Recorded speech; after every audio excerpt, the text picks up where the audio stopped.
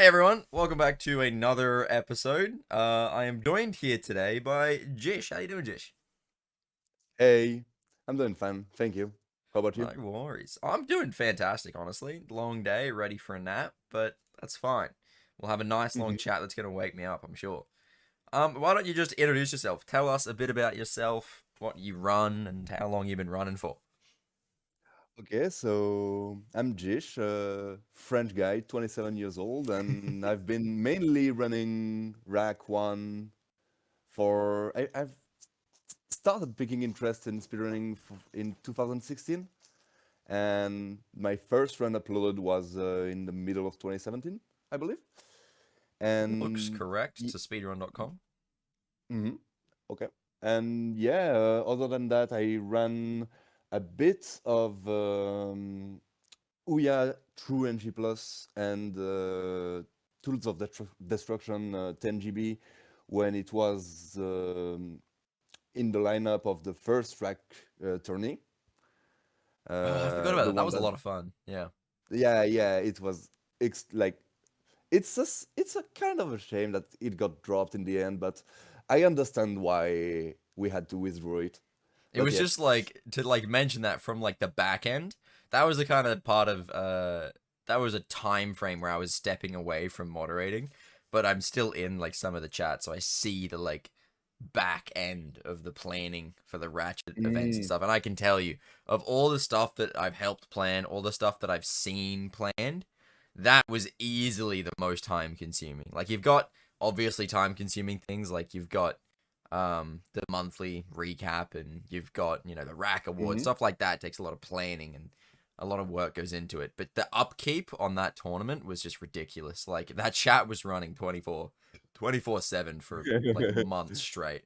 Like it was not sustainable from essentially a group of volunteers. So anyone who's wondering why that stopped, that's why. But yeah. I mean, when you think about it, it's like understandable that compared to the rest of what the rack community came up with, it was definitively the most like ambitious project we had at the time. Yeah, for sure. And it did what it wanted to. It was a lot of fun, and we did get new Yeah, yeah. speedrunners and whatever. But it's just like we can't do it every year. It's insane. Oh, It's- no, and no, no, no, also, no, no, if we no. tried to do it again, it's like it's almost like, do we have enough fresh ideas? Like it was hard once to come up with category ideas and challenges, and then we tried to. If you tried to come up with another, 3 months worth of those, like good luck. There's not that Yeah. many challenges you can do in the end in Ratchet. It's a 3D And platform, a linear game. there is not many tweaks you can do to the format as well. Like Yeah. we with the first tourney, it was if I recall correctly, like there was 5 games and each runner had to ban one. So it means that essentially the game you had to practice the most was your second best game, Yeah. which is a bit weird when you think about it. It's also rough But because some people are like, oh, of the like 3 games, for example, the one they most want to play gets banned, and they end up having to play this one that they don't like so much, and they sort of just feel a bit bitter. That was one bit of feedback we got, yeah, which is kind of hard to avoid, but I mean, what can you do? Making people play speed games that aren't their main game, right? Like, it's kind of what happens. yeah. I Yeah. mean, I pretty much knew when I registered that I would pretty much never play Rack One, I mean, you didn't unless have I would time. unless I would face someone that would literally shit stomp me, like Friends or Snippy or One Tap. Yeah. Then you're like, wow, I need to be up to scratch. Yeah. All Against right. whom I would myself ban Rack One. So Really? Oh, against them, right? Yeah, that makes sense. I mean, who's yeah, gonna go up yeah. against like Franz and be like, "Yeah, I want to race you in Ratchet One. That's a great idea." Nobody in their right mind. I No, mean, I'm gonna segue here into yeah. our first topic, away from Okay. Ratchet tourneys, as fun as they are. And I basically just want to start by, because to me, you're someone with quite a unique take on speedrunning. Like I think you just view things in such a unique way to most speedrunners. And so it's a very simple question, but just what is speedrunning to you? Uh, like it might sound corny or something, I don't know, but to me, it's whereas obviously the competition against other exists. I view it mostly as a competition against my past self. Like the run I set is the best I could do at an X time, and when I pick back a category, I'm just like, okay, so this is where I left things out, and let's try to, yeah, pick up steam and go back to where I was, and then go above. And that's Mm, pretty much what when I came back with any percent.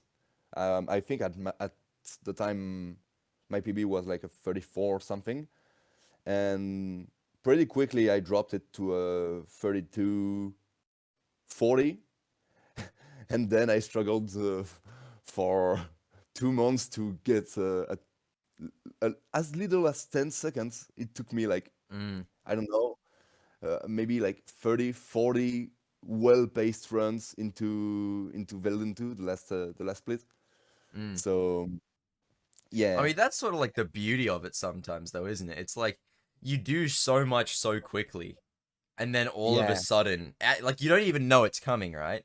And all of a sudden, you didn't realize it, but you've had your last PB for 6 months or 2 months, however long the drought is, and you Mm. finally PB. And it's only by like 2 seconds. It doesn't even beat your goal, but it's even more refreshing than like the 30-second PBs you had months ago because it's just been so long.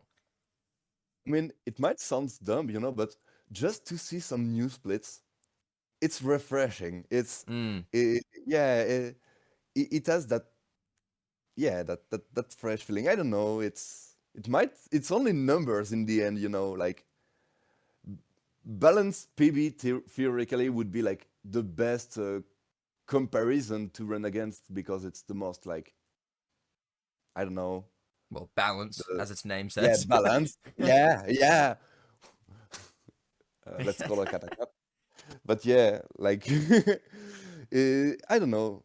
Uh, and also, one thing also is like, obviously I'm running, when I do any percent, I'm running swing shots, which is the not so speedy route. Mm, And I just do so. I could nowadays, I could definitively run with PDA. I think I in 2020 I didn't knew how to use the PDA literally. Like, it wasn't meta when I was running any percent, mm. so I had no business learning it. And you'd never played NG Plus at And that I at the stage. time I never had played NG Plus. Yeah.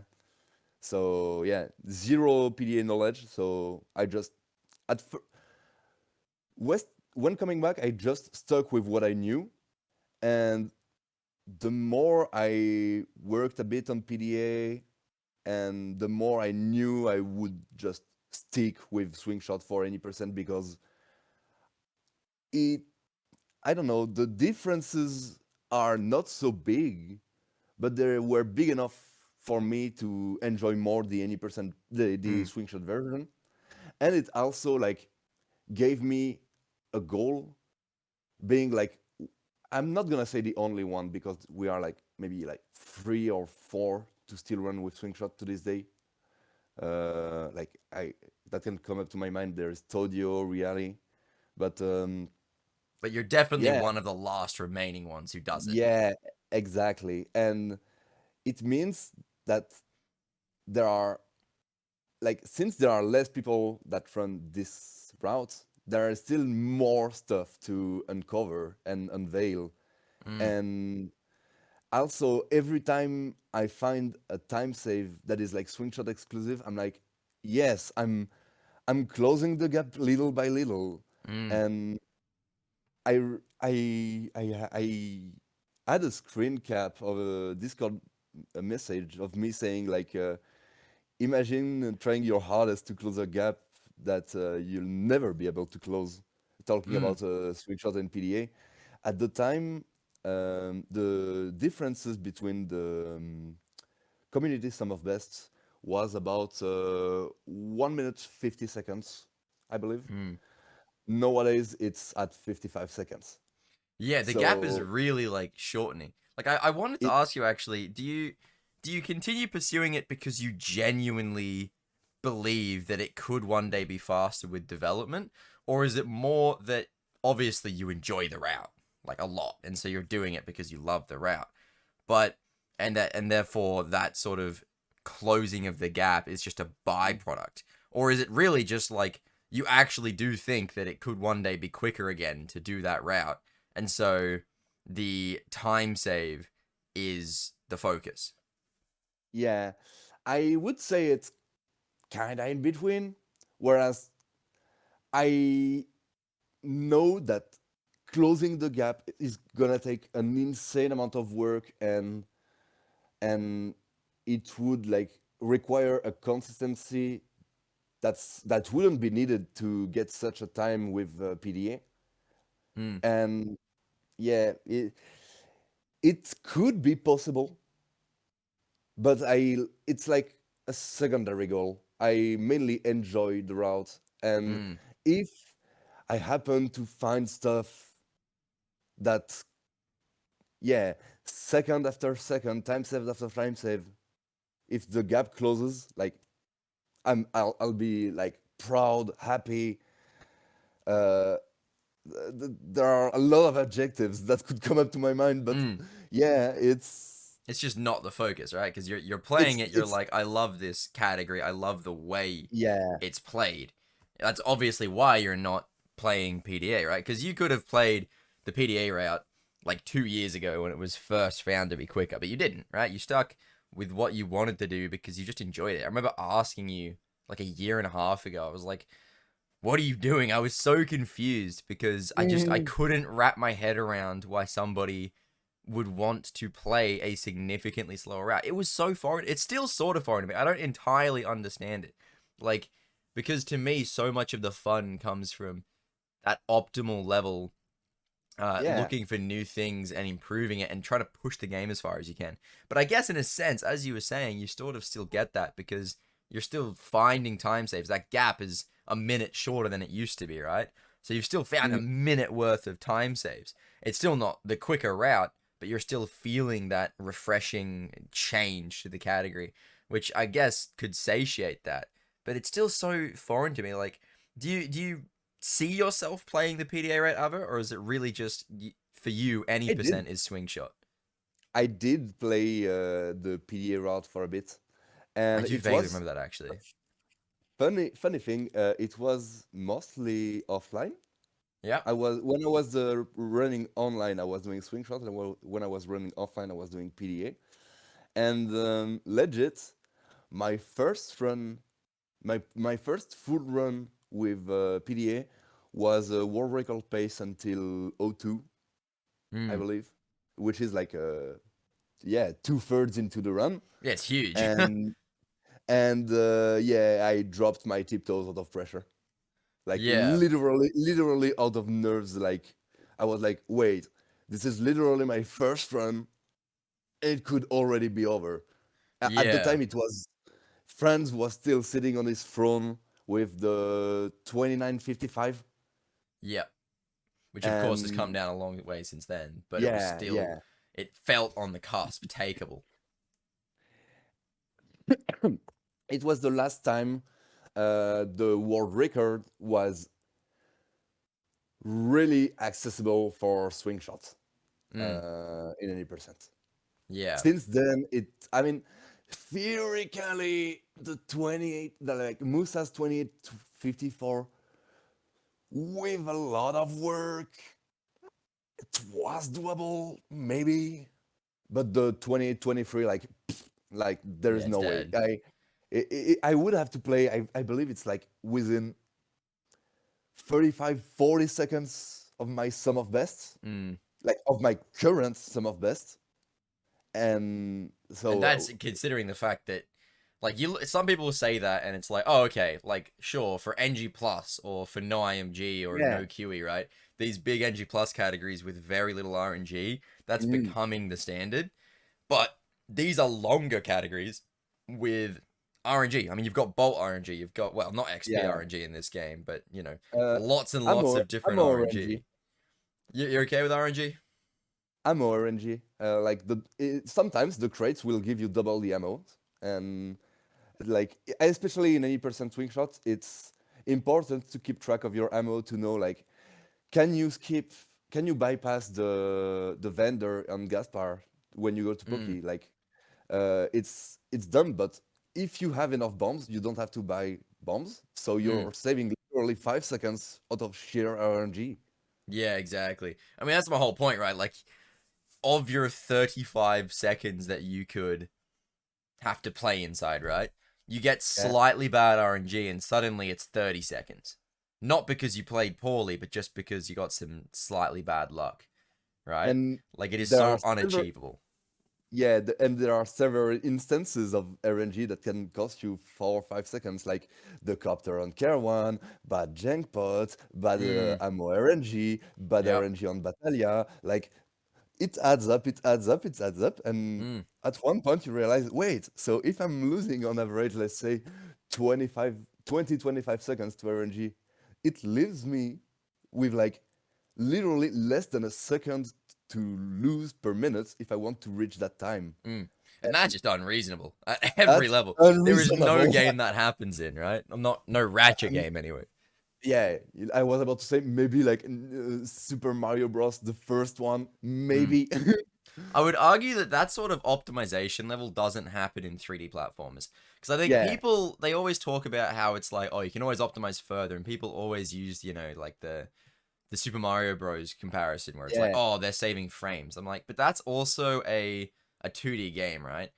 All 2D platformers are With much inherently simpler, only timing, right? with Like, there's much not simpler consoles angles. as well.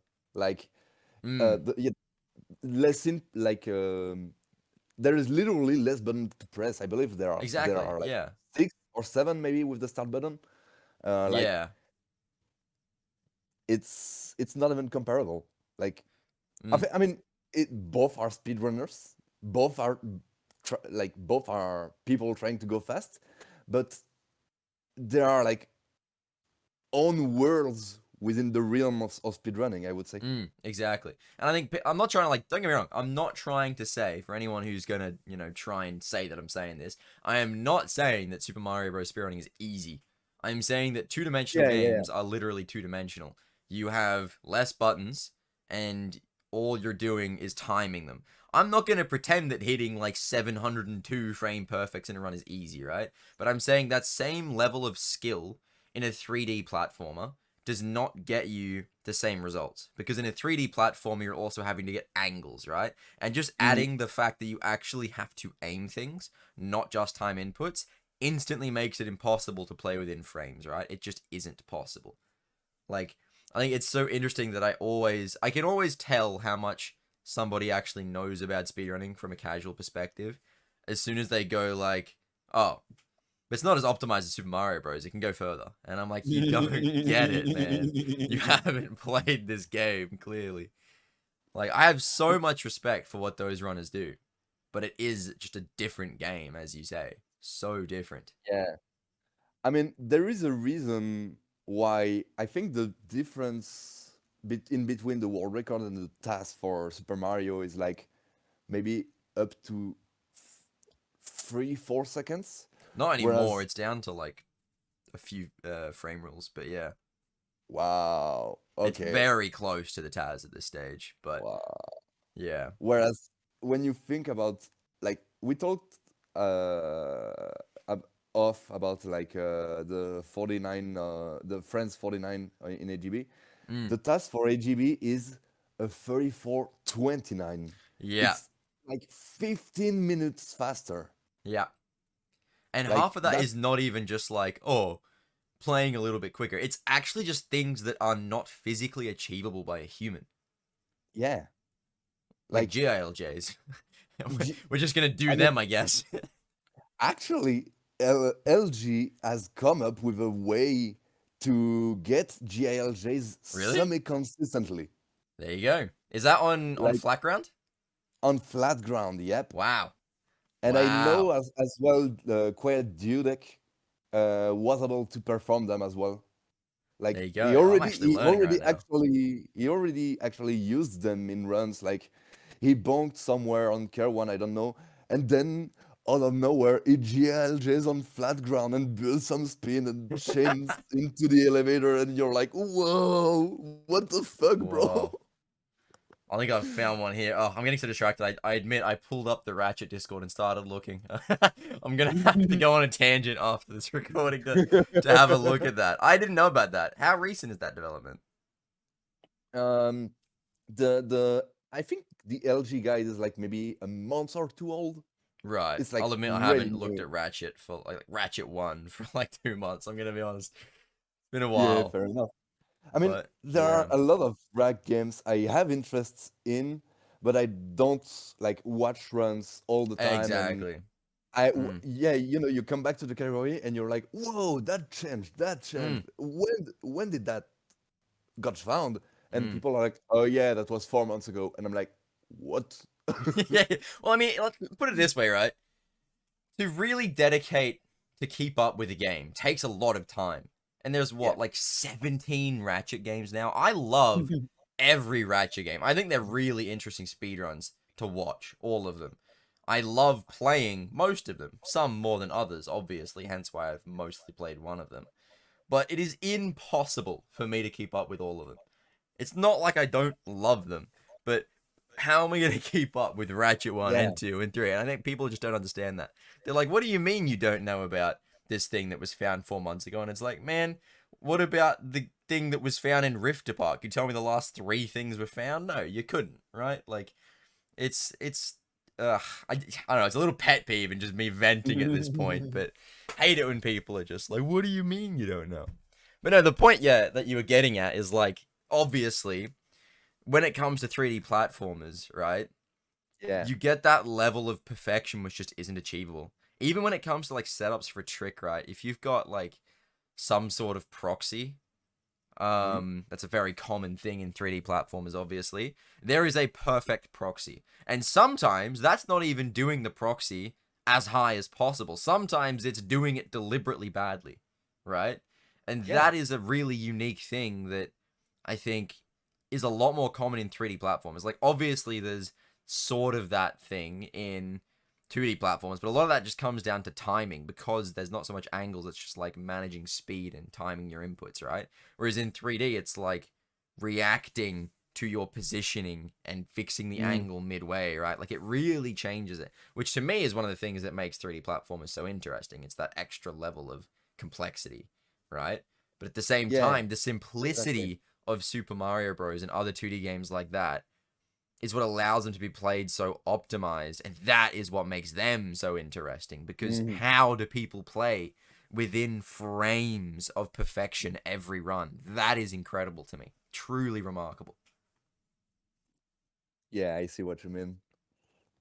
It's Like, like, I mean, when you compare as you say, the frames, the like the world record and tasks being apart by frames, and like there is literally that much time. The difference between tasks and world record, you can save that time on literally each of the com gold of pretty much each game. I'm pretty sure. mm, for sure. Maybe besides a few exceptions, maybe. I think But I'd go as far as saying every single Ratchet game, for the most part, you can probably save that much time on each split averaged out, or even more in every single category, right? Like, yeah.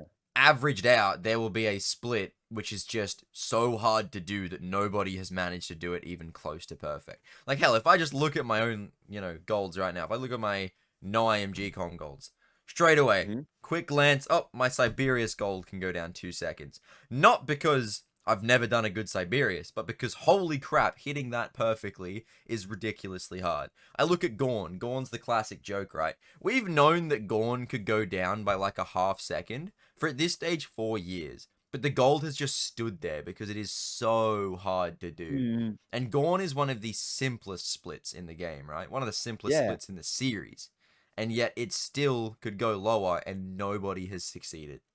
Like, that is, I think, that element that the 2D platformers just don't have. Like, I'm sorry to them. I just don't think Mm. they have it. Not to say they don't have other things. There's definitely things they have that we don't, but it's just so unique. And Which I leads just me. Sorry, you oh, go first.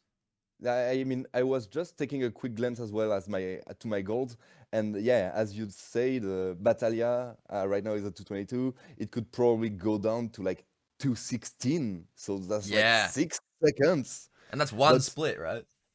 and that's one split. But Battaglia optimally is such an requires such an insane like movement Mm, that it's like getting both the insane movement, the perfect SI, the good bolt RNG, mm, the tiptoes as well, a good backtrack. Like there is so much that you got to line up that mm, there is those 6 seconds that I still have to save. mm. It's like it's interesting because especially with a game like Ratchet One, where the movement is so scalable. I was talking with Franz about this in the last episode, where like Mhm. every midair can be that tiny bit better. Like Yeah. very few people have close to Taz perfect midairs. Franz has very close to perfect midairs, but even he, of course, is not going to get perfect midairs every time, right? Like Mm. every chain could be a tiny bit quicker unless you're a Taz, and when because of that, you could time the inputs perfectly, right? So as if it was Yeah. a 2D game, you could time the inputs perfectly and still miss the trick because you had the wrong angle on the stick or something, or you did one input slightly wrong 3 tricks ago, right? Mm. Like it's got that level of scalability. So sure, you look at it, it's like, yeah, okay, we could save 6 seconds, but we probably never will save all of those 6 seconds because it's just at that point, well, basically a Taz, right? Mhm. Like it's ridiculous. But that is also one of the things that makes speedrunning unique. I mean, one of the things I want to talk about, we've already sort of touched on it, but like when I look at categories and I think about what makes them unique, obviously you've got obvious things such as is it is it 2D, is it 3D? That's what we're talking about Mm. right now. But then you look at 3D games and it's like, okay, in this game, do I have to build up my speed or do I simply have to not lose speed? Like, Ratchet 1 is a game where you build your Yeah. speed. Ratchet 2 is a game where you get given your speed and you have to do everything you can to not lose it, right? And it's like, so that sort of stuff is what I look at when I look at what makes categories unique. But what I wanted to ask you, as the person who does swing shot any percent still, when you look at categories, what do you look at that, separates them in your head? Mm. That's a tough question, actually. Might have to think about it for a few seconds. I mean, that was Uh, the intention. It was meant to be hard. ah, huh. I mean, if I got a preference, I would definitively say that I prefer the ones where you build your speed, obviously. mm. Hence why you play Ratchet Uh, 1. yeah, yeah. I mean, and even within Ratchet one, I prefer any percent to. I mean, even if I'm running NG Plus currently, I prefer any percent because you have to build your speed. Whereas in NG Plus, you walloper and you got your cap. Mm. Um, So hmm. to an extent, what I'm hearing is that you sort of agree that that is a way to view categories, right? The Yeah, way yeah, speed is yeah, built. So, but yeah. when you look at a For, category, is that the first thing that you're seeing? Like to me, when I look at categories or games, maybe speed games is a better way to think about it. The first mhm, thing I'm always noticing is the type of speed storage. So that's like for me, that's the first yeah. thing I see. But what is the first thing that you see when you compare games or categories? Like, is it speed or is it, I don't know, level layout or something?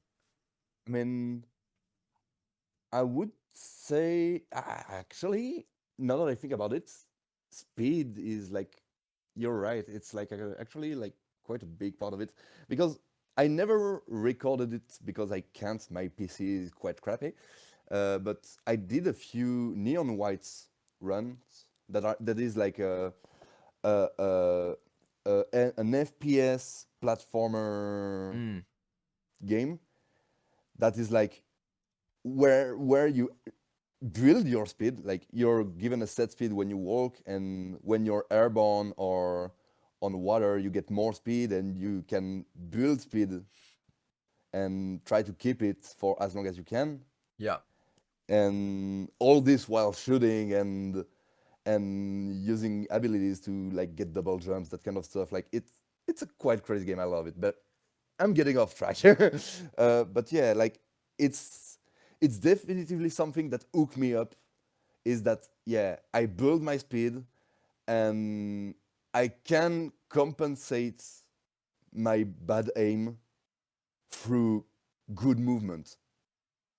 Because like if I, let's say, I don't know, like if there is like a boss fight and I miss a target, if I'm quick enough, I'm like quicker than the boss, so I can turn back and shoot again. Like it's just, I'm getting off track again. Sorry. Like It's it's all good. I'm interested to hear this. eh, yeah. And the more I think about it, and the more like speed is important, and maybe Mm, that's why I haven't stuck with Ouya or or Todd that much. I mean, mm, Todd Todd like 10 GB, we get the boots for like maybe like 2 to 3 minutes at most. mm. Even then, that's So a almost a different category on its own because you get the speed for the most part. Like at different points in the game, you're traveling at different real speeds. Like you're not at speed cap with the pack ever. But I wouldn't even say that game is a movement centric game. Like yeah, that's almost like a unique it's a type. it's a glitch trick centric game. I agree. Mm. Like you're doing like wall bounces and ship bounces and stuff like that. You're not, Yeah. doing a midair chain to keep your speed and jump a gap. You're doing a wall Hmm. bounce and chaining whips or something, right? Like that's interesting because, like as you mentioned that game, I quickly looked at it on Speedrun.com, and you're right, it looks very much like Ratchet One, Neon White does. So it makes sense to me that you would look at it and enjoy it, right? For the same reason that I quite enjoyed Rift Apart movement. I didn't end up playing it for different reasons, but when I was first playing around with Rift Apart movement when it came out, I loved it. It was so close to Ratchet 2 movement because you got your speed really quickly if you did it properly, and then you just had to maintain it, right? And it was controlling that speed and quickly redirecting it, right? Like in Ouya, one of the reasons I've always not liked Ouya as much as Rack 2, it's taken me many years to understand this, but in Ouya, it is too easy to redirect your speed. Like you can charge and mid-charge turn 90 degrees. Like there's not that punishment if you charge at the initially wrong angle, right? And Hmm. to me, it's not to say that Ouya is easier. That's not the point. It's that the actual feeling of how you control the speed is different. And I didn't enjoy it as much. Rift Apart, to me, feels closer to Ratchet 2 than Ratchet 3 does, which is really strange. And it wasn't until Rift Apart came out that I actually understood that about why I don't like Ouya, right? Like I always thought, wow, this movement is so similar. Why do I not like it? I even tried to play it again recently to prove myself wrong, and instead I just proved myself right that I didn't love it. But yeah, no, it's interesting. What are there any other games you have like recently picked up interest in that you maybe have or haven't run uh that you could think of? um. Oh, they're early in 2022, which is like not very recent, I know, It's but recently enough. It's fine. there is like Hades. Hades was Another game I don't know. Wow. oh, you don't know about Hades. Don't It's know about Hades. honestly, it's, if I had to give a 10 to one game, I would give it to Hades, I think. Wow. It's, everything is great. The like the gameplay, the feelings, the artistic direction, the music, like there is so much to it. Plus, it's a roguelike Mm. or roguelite, I don't know, whatever.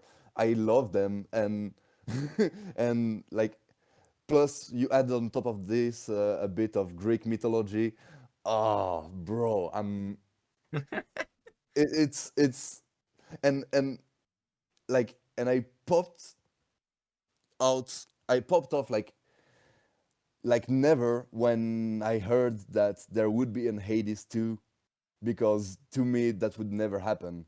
Mm. The game studio that produced and developed Hades had in their history never made a second game for any of their series. It's the first time they're making a second game for any of them. So it's like your So absolute wet dream coming true. yeah, It's what we exactly. want. I I couldn't have hoped for it. Mm. Like realistically, I couldn't. Yeah, no, it's interesting as And well because I'm looking at it now, and you're right. It's so different to the other games you have run. yeah, Like, I'm looking at it now. It looks like a speed. If I had to, so obviously games don't fit nicely into those three categories we've outlined. But if I had to say it was similar to one of them, it is the most similar, I would say, to Ratchet too, because it's like it looks like you're dashing to your speed instantly and keeping it. Obviously, I'm just looking at one run right now, but mhm, dashing to keep your speed and you're at that speed instantly. It's not building speed. So it's interesting yeah, to me to hear interest in this game because for me it's like, well, I would have picked you more as like, I don't know, let's see, a Jack 3 player with like boost boarding and having to, or whatever it's called, where you have to, build your speed and height, stuff like that. They're basically glorified cineflips, right? So, yeah. it's like, it's interesting because this is a very different game, but I guess in a sense, it's not that surprising that every runner is going to have that one game which is just different. Like, I mean, I think about it. I've run Terraria for Pete's sake. Like that does not at all line up Oh, with my, yeah. PS. I mean, Ratchet and Clank running. Like even Oh, Astro's Playroom when I ran that, it's a 3D platformer that has speed preservation and stuff, right? Like it's a very, ratchety type run. But mm, Terraria is completely different. So I guess it makes sense, right? Everyone has that, not guilty pleasure game, but that game that for some reason they just love running or playing that is just completely different to everything else. Which, on a different topic, is why I think everybody should just give some games a try once in a while, be willing to branch out. But yeah, no, yeah. so other than that, any other games you've thought about?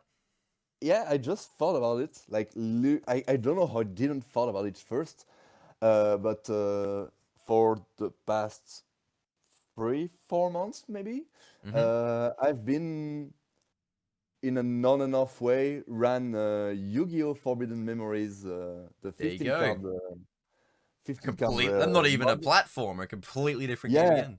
yeah. We've been running that. Racing with the pips on Discord. Like it's been really fun nights Mm. watching Really or Safi getting screwed over and over and over and over and over. It's like priceless. Or myself, or getting bullied by the game.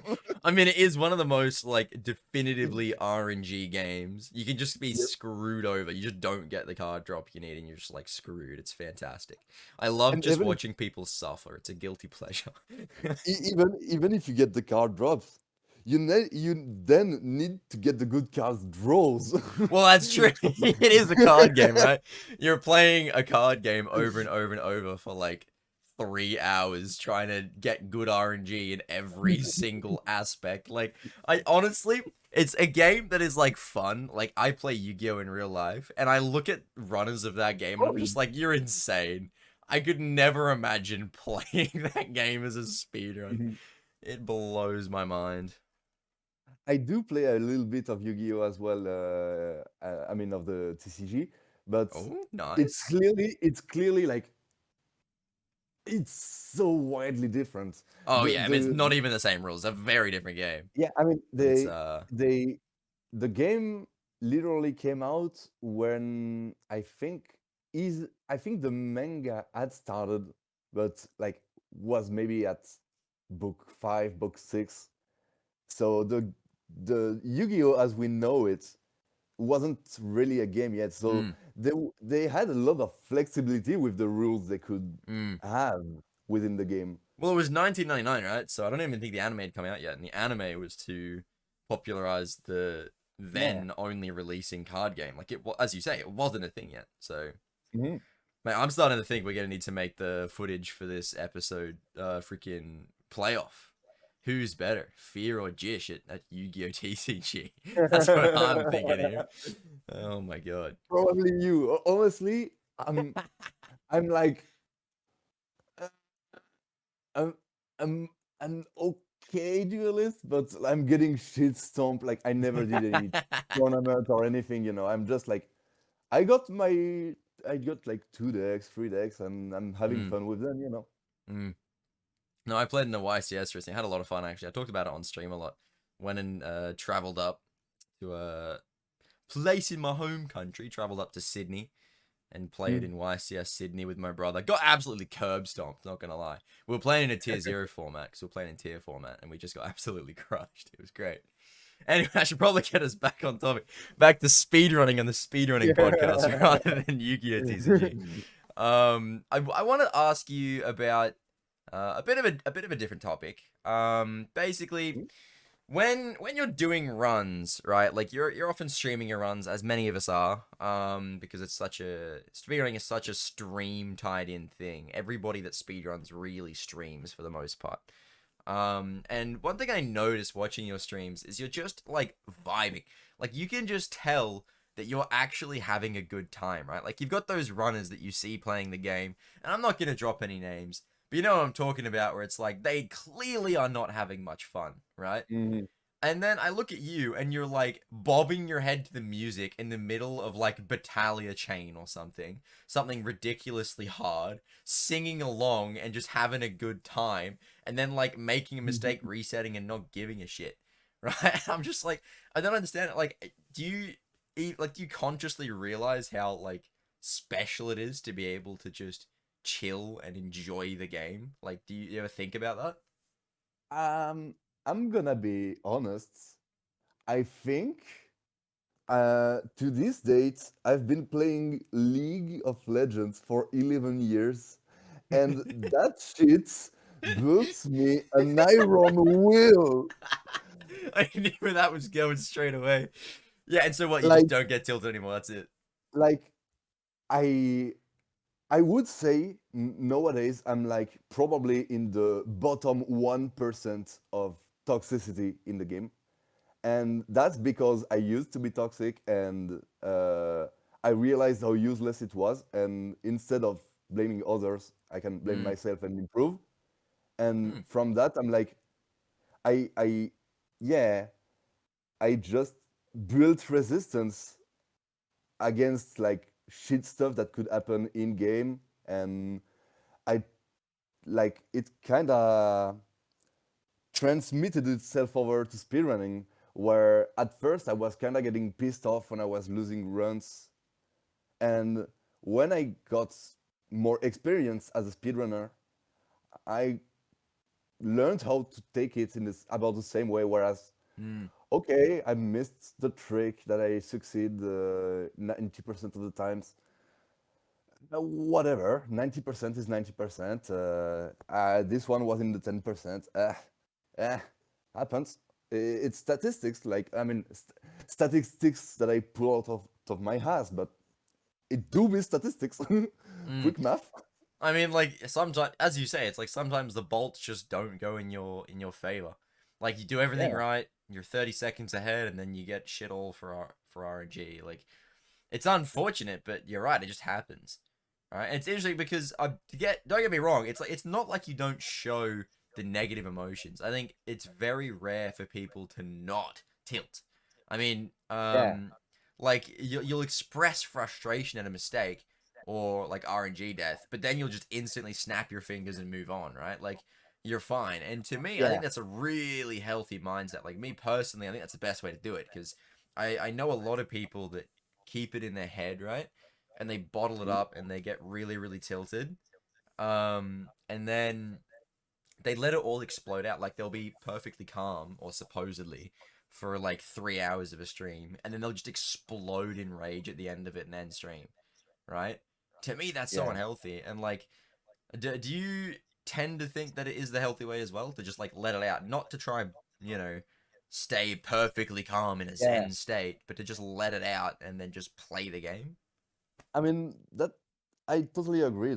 I think it's healthy, and I think it's the way people should run because, like, yeah, I used to bottle it up, as you said, and like I think it was about when I was gunning for those 10 seconds I talked about earlier, Yeah. uh, I had like maybe three insane runs. All of them were 31 pace that went to Velden 2, and all of them crashed.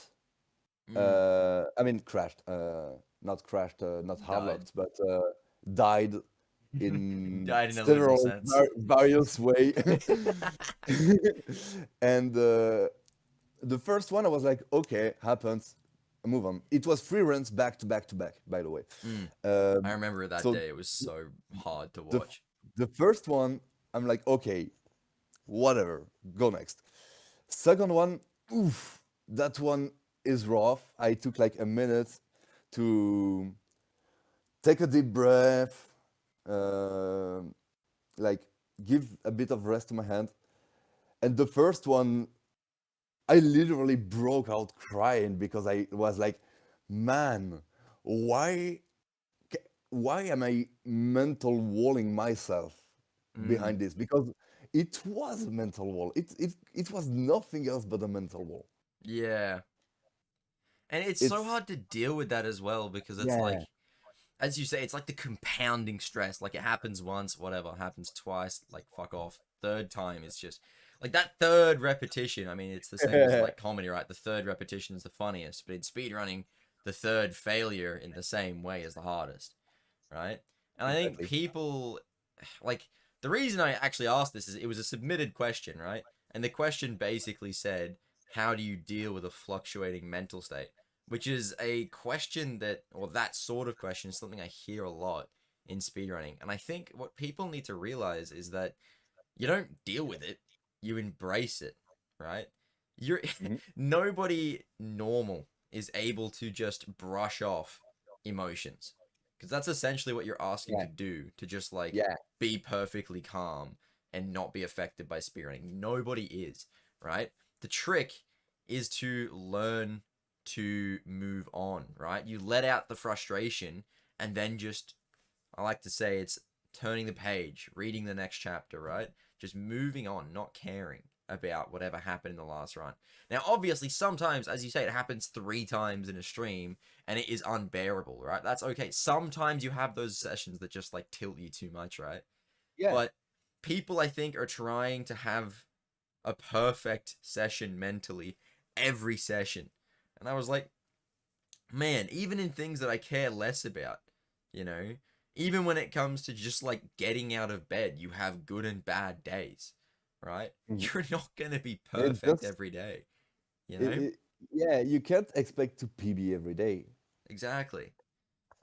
And Uh, I think uh, people need to stop treating themselves or expecting themselves to be inhuman to speedrun. exactly. I'm gonna be honest. Most of the time when I boot up a stream, especially in any percent, I'm expecting paces, Mm-hmm. not PBs. It's a big difference. It's a big difference, yeah.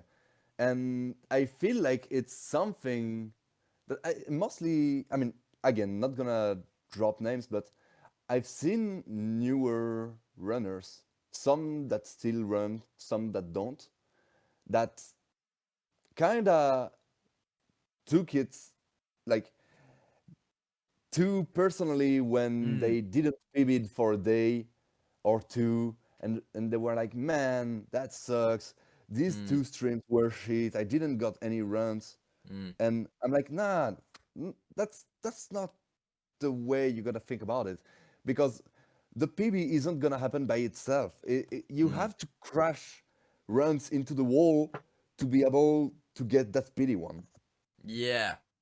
You know, I mean, I you're I not gonna. always say like it's not just raw attempts and stuff that gets it. Like I always try and encourage people to like, not get unhealthy with their grinds. But at the same time, there is also the element of truth that you have to have a run die in every possible way so that you know everything to avoid before you can Yep. possibly PB, right?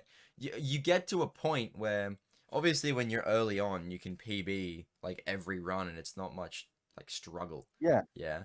But you reach a point where your run crazy as it is, right? And some of them don't want to accept it, but their runs are actually getting good, right? They're getting to Mm, a decent level.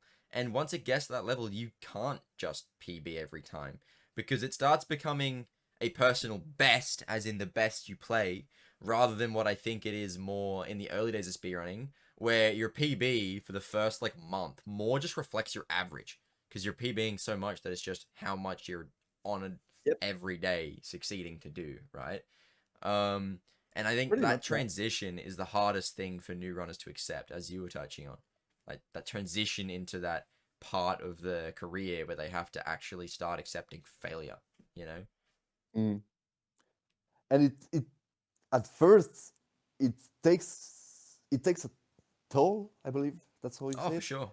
Yeah. To It takes a toll to, yeah, accept that there will be day where you'll have it and there will be day where you will not have it. Like that's Mm, just and yeah, as you said, we have to embrace it. Like I'm gonna be honest, you talked about like the fluct how do you deal with like fluctual yeah, ment the fluctuating the like mental like state when mental. running. I'm gonna be honest, I think that if I'm not feeling mentally ready to run, I'm not gonna run at all. I'm gonna rest. Mm, I'm kind of in a phase like this right now where I stream less because I just like enjoy the game and just try to, yeah, not burn myself out. I mm, still want to enjoy these games for a very long time. And in 2020, during lockdowns and stuff, when I was doing 6, 7, 8 hour sessions, damn, I think the longest one I did was maybe like 14 hours long on Ouya. God damn, that's even longer than what I've done. Holy shit. And yeah, you just burn yourself out. At one Mm, point, I just had to take a month-long break without streaming at all because I couldn't touch my controller. Like it, it would mentally repulse me. mm. And it's like you see so many new runners getting into that trap, right? I mean, I've talked about it in the like pretty much every episode of the podcast so far.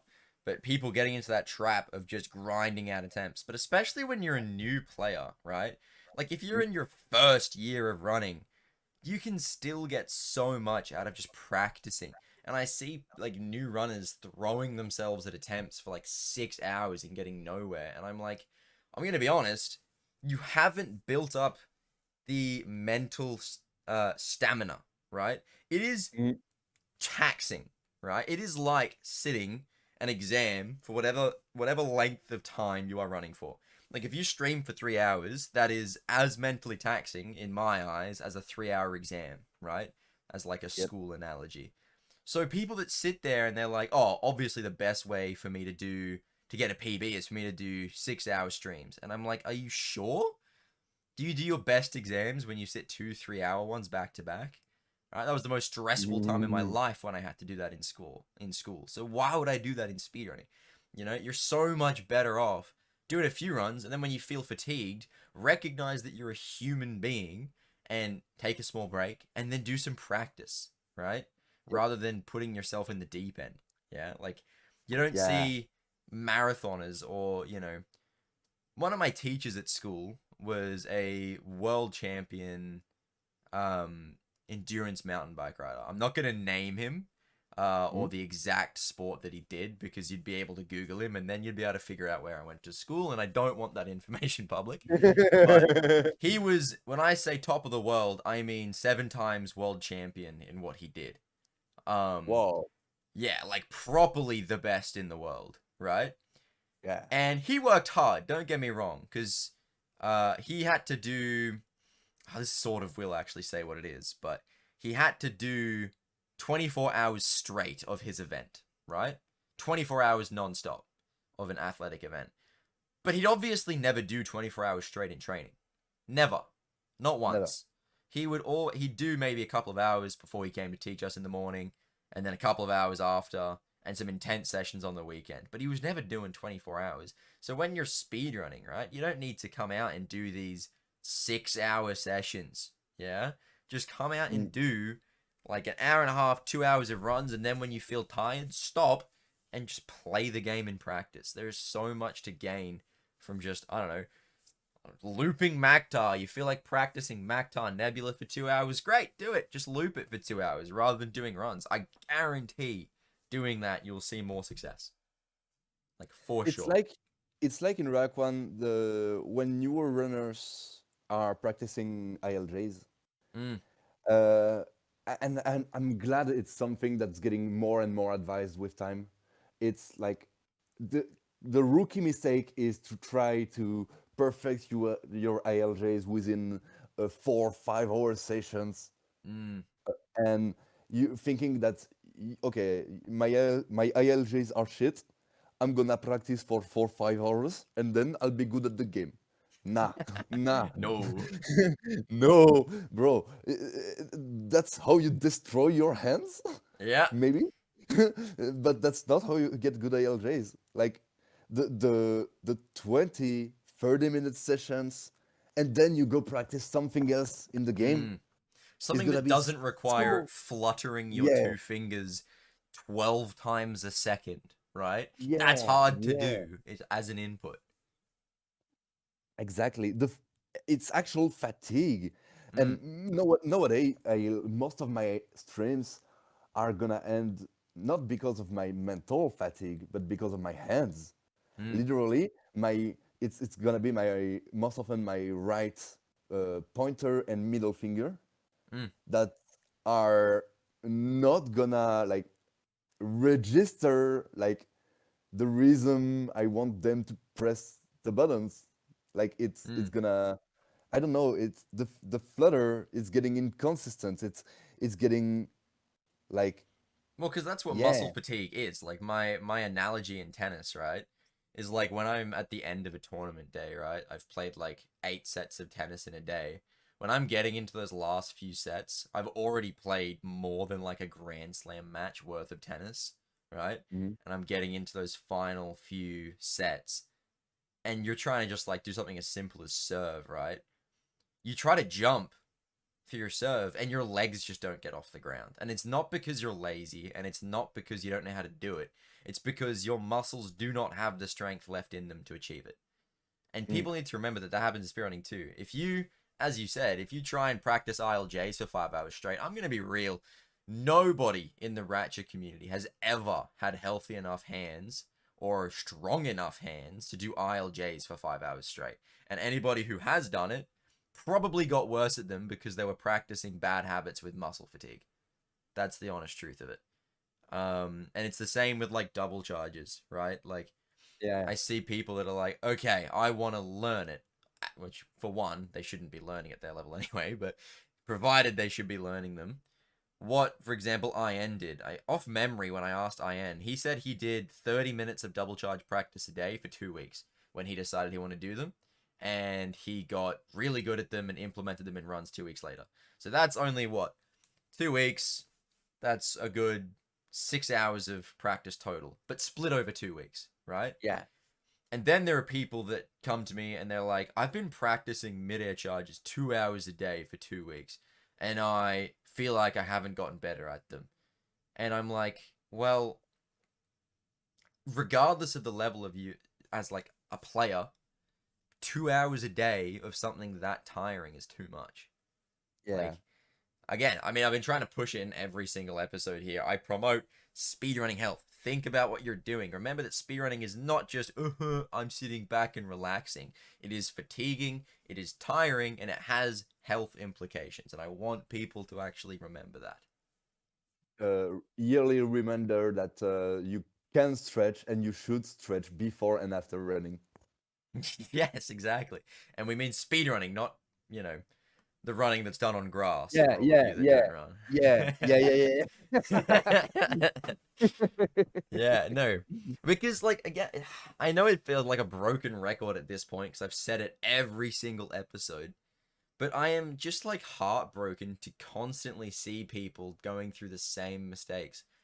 5 hour streams, getting really tilted and just doing runs as long as they can, destroying their hands, doing tricks they shouldn't be doing, grinding for 3 months straight despite being completely burnt out. Like all these things that are just actually making them sadder or injured in some cases. Like how Mhm. many speedrunners have you heard that have gone, yeah, I can't play anymore because I fucked my hand or something, right? Like Yeah, I know one person who won't mind me saying this. Torpedo took a break from Ratchet 2 because their hands were just getting sore. That was one of their original reasons for stepping away from Ratchet 2 yeah. because it was just a little bit too much grind. And they've been public about that, so I can name drop. And, these are people that are very well respected runners, but if you're not careful, it happens to any of us. Like it does. Mm. I And want to yeah, like ask. no, Oops, sorry. oh, so nowadays I would say that I can like I'm getting more physic fatigue than mental fatigue solely because I did the rookie mistake and I practiced ILJ too much, Mm, and that fucked up my hands. Same goes with cineflips, by the way. mm, Same goes with cineflips. Uh, and I would even say ILJs are more important than cineflips because cineflips in the long run are gonna save you like from a few seconds to maybe max a minute in AGB, ACM, mm. whatever. Whereas ILJs are Uh, like several ILJs, minutes and much yeah, easier. yeah, yeah, and much easier. And yeah, so that, if there is one thing I regret about my decisions in my speedrunning career, I would say it's that. Mm, It's not taking care of my hands properly, mm, and and well, nowadays I just cope with it, and I'm like, fine. I made peace with what happened, but it's kind of shitty. mm. And don't get me wrong, it's the obvious trap to fall into, right? Because especially if you're Yep. falling into the just grind out hours trap, right? If someone says, "Oh, just practice, practice, practice, whatever you want," then the a new player is obviously going to think, "Okay, I'll just do ILJs for 3 hours." Like it's obvious why it happens, right? Mm. And I don't blame people for wanting to learn a trick in like 2 days rather than 2 weeks. Like obviously you want to learn something quickly, but The sometimes you got to immediate step reward. back and do it the healthy way, right? Like, Yeah. ugh, it makes me upset seeing all these injuries. I'm gonna move on just because this topic makes me sad. I don't want to repeat myself for like the fourth week in a row, but yeah. Fair enough. What Fair I what I enough. do want to ask you, on a quite different topic is we've discussed a bit about the community and just like how the community can come together and whatever, but Mhm. it's pretty obvious that when the community is like behind you and supporting you in chat and all that sort of stuff, that is helpful. So that's not what this question is geared at. What I mean instead is when I say this, do you find the community outside of that sort of direct support helps you stay motivated to play? Like for example, for me, the very fact that I just have so many friends now in the Ratchet community, even if I for like a few weeks maybe stop giving a shit about the Ratchet games because I'm just busy or tired or just burnt out or something, I still sometimes end up playing and having a good time or hanging out in streams, and it makes me come back because I love being in the community. Like, do you find that same sort of thing with speedrunning? Yep. Yep. Definitively. Even though even when I take a break for a few weeks or even more sometimes, I will still at least lurk in rack streams, Mm, and most often I will at least drop a good luck, talk a bit. Like mm, it's we all love the same thing. Like yeah, it's literally a community. Like we can just enjoy what we love and be open about it. I don't know. To me, it's like it's a great um, how to phrase it. It's a great um, ah losing my words. Sorry. um,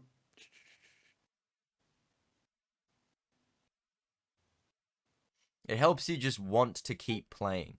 It gives you a yeah, reason to return. yeah. It's your fallback net. You know, when when you're going down, you got the homies behind you Mm, to help you pick shit back up. mm. Like And that's not even like, always just, oh, I haven't PB'd in 2 months. Sometimes that's just, well, I've had a lot of fun. I had my PB, I got my goal.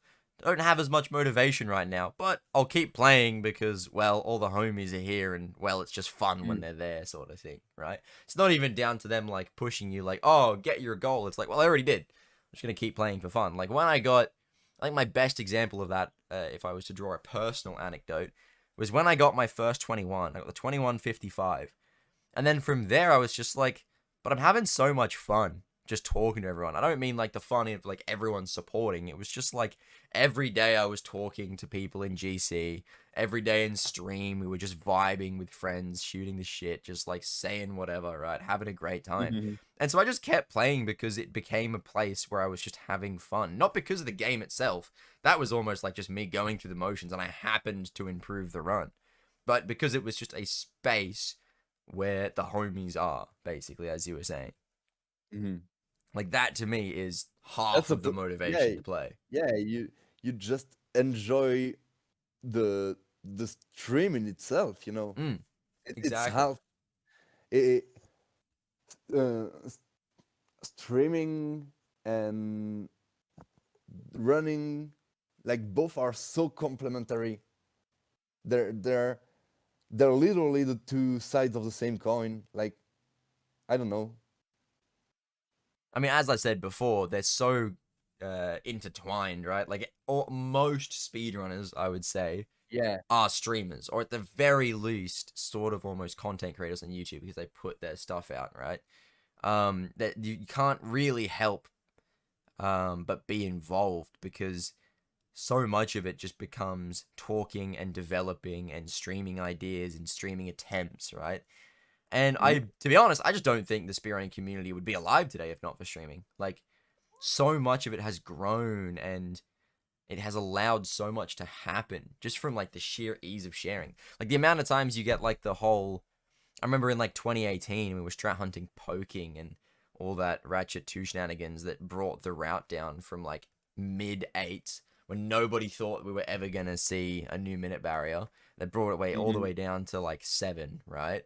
Um, and so much of that, so many of those streams were just some person, like whether it was me or Manto or Scotto or whoever would have the idea, right? Just saying, hold up, rather than typing it, I'll go live. And then that turns into like a 4 hour stream of strat hunting just because it's so much fun to just vibe, right? Mhm. Like I remember the reason Woopash Zero Drop got found was because it was like 2 days before the relay. And me, Scotto, and Manto were like three of the top no IMG runners at the time. And we were just like, fuck, man. Woopash is so RNG and unfun, and I hate it. And Manto was just like, I got an idea, jump in VC, and showed us. And kept tinkering with it. And that turned into him finding the Zero Drop setup. And that is just because of a bunch of mates just enjoying themselves. Like that's really all it came down to. Like, and that's exactly why I say like it would not be speedrunning would not be where it is without streaming. I just think that's a Yeah. fact at this point. Yeah. It's pretty much like proven. Yeah, I mean, you look at the numbers, right, and how they've grown and how the speedrunning community has grown side by side, and you can't really deny it. Slight change of topic here. Okay. Um, we talked before about how you've managed to just keep enjoying your category. I mean, that's how you've played. Obviously, you've had breaks and burnouts and whatever. That Mhm. happens, right? Happens with any hobby. But would you say you've ever actually stopped enjoying speedrunning? I don't necessarily even mean the game. Like you could be frustrated at AGB, for example, or something, but I mean speedrunning as a whole, the art of trying to play a game quicker. Have you ever fallen out of love with that? Mm, I don't think so. At No? least, at least since I. Okay, yeah, yeah, okay.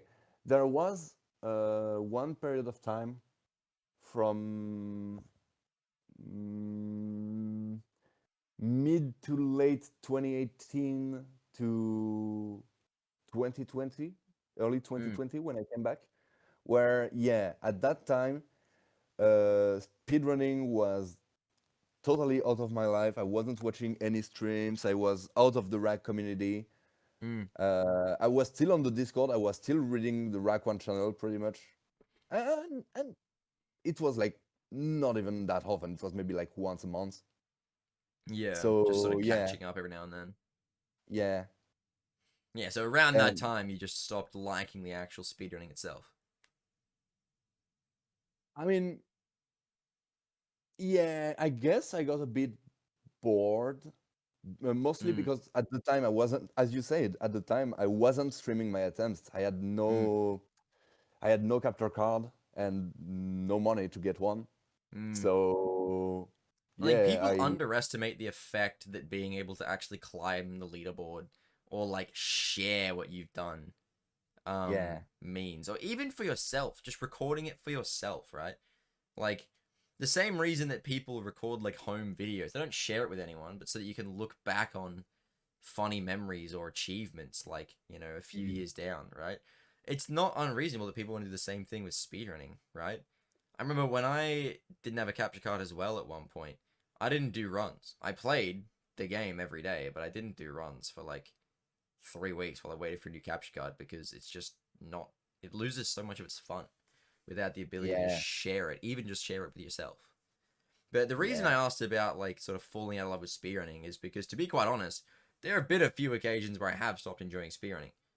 Um, as a whole, these days, I wouldn't even call myself a speedrunner these days. I don't necessarily enjoy learning a new category and trying to get better at it anymore. I think it's one of the reasons Oh, I've struggled to get into like APB and stuff because I don't overly care. I am so invested in Ratchet 2 as a game. I am a Ratchet 2 player. Even more specifically, I would call myself an NG Plus Rack 2 player. I yeah. really enjoy playing those categories and I play them to play them at their highest level. Not because I give a shit about some number though. I couldn't even really tell you when it happened, but there was some point where I stopped enjoying speedrunning and I just became a Ratchet 2 player. And that's Okay, all I would call myself. I see, I see, I see. Would you And say that of yourself, or you still would pick up other categories and enjoy them a lot, or other games? nah, I'm still definitively a runner. Yeah, Like fair enough. like I picked up Neon White and Yu-Gi-Oh! FM that we talked about earlier, Yeah, both literally within the last 6 months. If I yeah, said okay, I wasn't a runner anymore, I would be kind of lying. yeah. It's interesting because it's like obviously there's something which still pulls me to it, right? Not just playing the game, because I could just choose to practice, right? Yep, But I still choose to do runs for some reason. yeah. Um, but the interesting thing I is, mean, if somebody asked me right now, if I was in your position and you said, "What makes you enjoy speedrunning?" I would have no good answer for you because I mean, I haven't really tried to run other things because when I have tried, I've not overly enjoyed it for the past couple of years. I still love keeping up with speedrunning. I am casually a speedrunning viewer. I love speedrunning and as a whole what it is, the mm, stories that get developed. But I myself don't consider myself a speedrunner. And I think that's the distinction I want to make very clear to everyone. I'm a Ratchet 2 player, not a speedrunner. after all you've done for no AMG. Pretty much. I Ah, mean, it's like my baby, man. It's actually like my baby. It's my little. I have so many random ass notes. Like I could pull up. Let me have a look at my desktop. Let's see. Let's see. I've got 3 text documents at least on my desktop. I have not done a NIMG run in 4 months, and I've still got all of this random theory. I have a route that has never been published sitting on my desktop, right? Because I'm just that kind of guy. But not because I, again, care about speedrunning. I care about the game, which is weird. But yeah, I was interested to hear your thoughts because just, I know a few other people I've talked to that sort of share this opinion. I won't name drop them because they can publicly and like say that if they would like to. Um But it's Okay. interesting because I think it's a growing sentiment where we see a lot of people, especially like full-time streamers, that are playing their one game over and over. But other than that game, they don't run anything else, right? Hmm. Like, I cannot actually think of any full-time speedrunner streamer that doesn't just run like one game or maybe a couple of games in like a trilogy or something. Maybe I just don't know them, but I can't think of any, which is sort of the start of my whole train of thought, you know? I'm trying to think about one, but you're right. Not that I could name. And maybe, of Uh, course, we might just be in our little 3D platform, a little bubble, and there's probably somebody chilling somewhere. Who knows? But yeah, I know it's a little observation. Gonna go back to the swing shot store, not swing shot storage. Jeez, I'm such a rack 2 runner. Swing shot any percent discussion a bit more. Um, you always talk about, obviously you prefer the swing shot route. You've done the other route, but you just prefer swing shot route. What actually is it about the swing shot route that intrigues you so much? okay, that's a really good question. And I, okay, so first, uh, ship to boss is a pain in the asshole, That's fair. whereas Umbris without ship to boss is a low-key cool planet. You get a swing shot hover, you get ghost ratchet, you get that cool ALJ, that gold wall to boss that is still quite demanding. Mm. Like I don't know, it's in the differences. Fleet, obviously, Fleet interior is such a banger. Oh my god! Ah, the chains getting through the doors when they are barely open. You squeeze yourself side flipping in between the tiny gaps, avoiding the lasers. Like, it feels so good, controller in hand. Mm. So Uh, to you, it's I'm, just like a unique feeling. It's just that the route yeah, itself just has more interesting splits. I mean, what I would call NG plus fleet or outside fleet, as opposed to inside fleets. Outside fleet is like cool and all, but you have, I would say, a lot more room to. Obviously, if you side flip instead of midair, like GG's, you fucked up. But GG, no re. Game's over. Runs over. yeah, Reset. Enjoy but your day, sort of thing.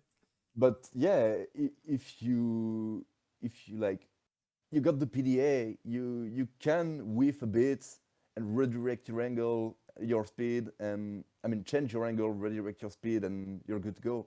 Whereas with swing shot only, if you if you fucked up, you're done.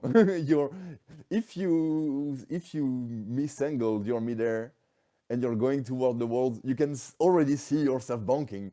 Mm. you, it's to me it makes it more funny because if if I fail, I'm punished for it. But if I don't fail, it's gonna feel so smooth Mm. I think it's in the. interesting you said that now. Because now that I think about it, what you're saying is really resonating because it's sort of the reason I prefer Rack 2 movement over Ouya. That's what I was touching on before, where it's like the very fact that it's more punishing in Rack 2 Yeah. is the very reason that the fact that when you do it smoothly, it just feels better. That and other reasons, but like that I can actually understand that now that you've explained it that way because the route itself just feels better. It's the sort of same reason that I prefer like um PS2 to PS3. Done Yeah. correctly, PS2 is just that much more fluid, right? Mhm. Whereas you've got that sort of PDA tech makes it Yeah. because it's inherently a little bit improv a little bit fixy, you can just fix things on the way. It makes it a little bit more mechanical almost. And I don't enjoy that mechanical feel. I love how smooth it can look. And to be quite honest, that's one of the reasons when it comes down to it, I think if I had to choose a category to watch in any percent, or like a version of any percent to watch, I would prefer watch Swing Shot any percent because, I well, if I mean, wanted to watch PDA, I'd just go watch NG Plus, yeah, right? yeah.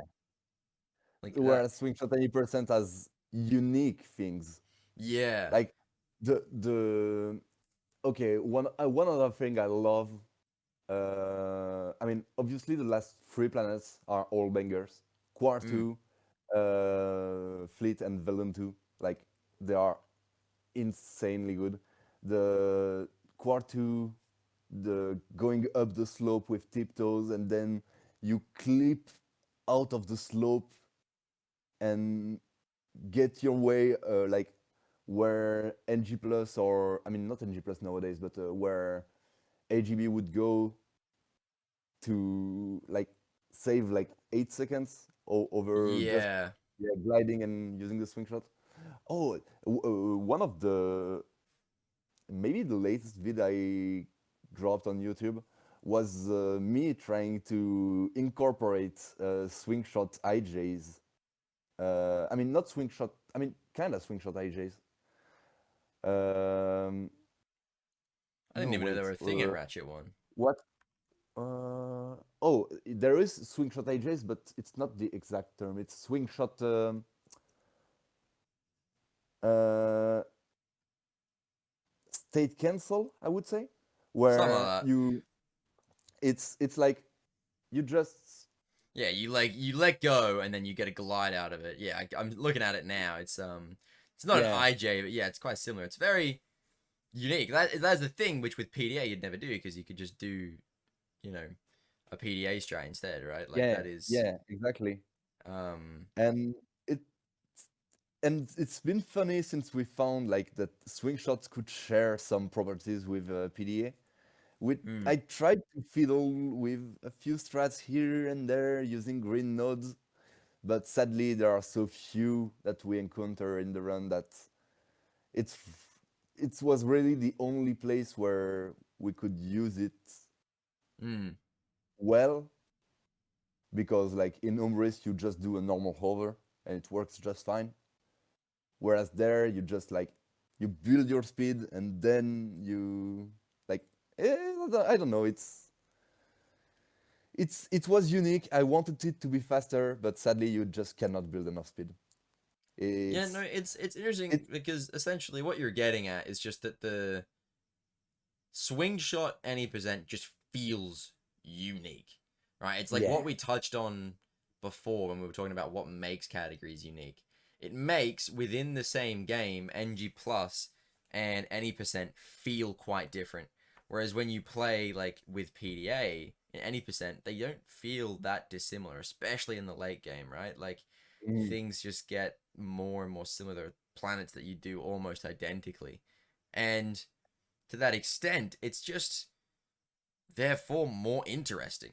Like, I imagine when you first picked any percent, you picked it because you preferred that Yeah, style of gameplay, right? Because you could have chosen yeah, NG plus, the yeah. arguably easier and shorter category, but you didn't. It, You it's chose the one you wanted to play.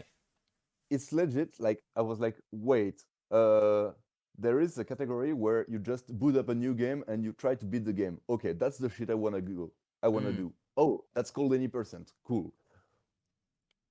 That's pretty much how it went. I mean, can't argue with that, right? Like some people, yeah. I mean, I've always been sort of just whatever the quickest way to beat the game is. Yeah. But I can understand people wanting to be like, yeah, fresh file. What do you think I meant when I said I beat the game that quickly? You need a cheated file. That's cringe, right?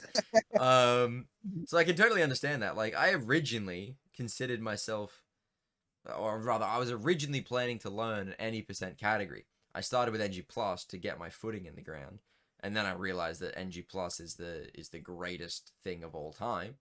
Um, but I was originally planning to be an 80% runner for a very similar reason, just, or rather the exact same reason, which is just, well, I'm going to beat the game from a brand new file. What could be more pure than that, right? And the answer is, well, no IMG can be more pure than that. But, you know,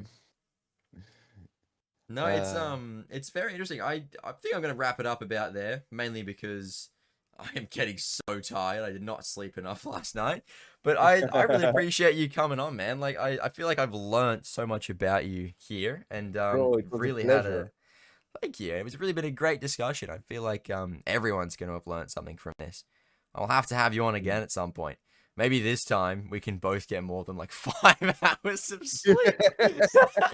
For everyone confused about what we're talking Mayhap. about, we sat in VC for like 15 minutes before we started recording and realized that neither of us are running on nearly as much sleep as we should be.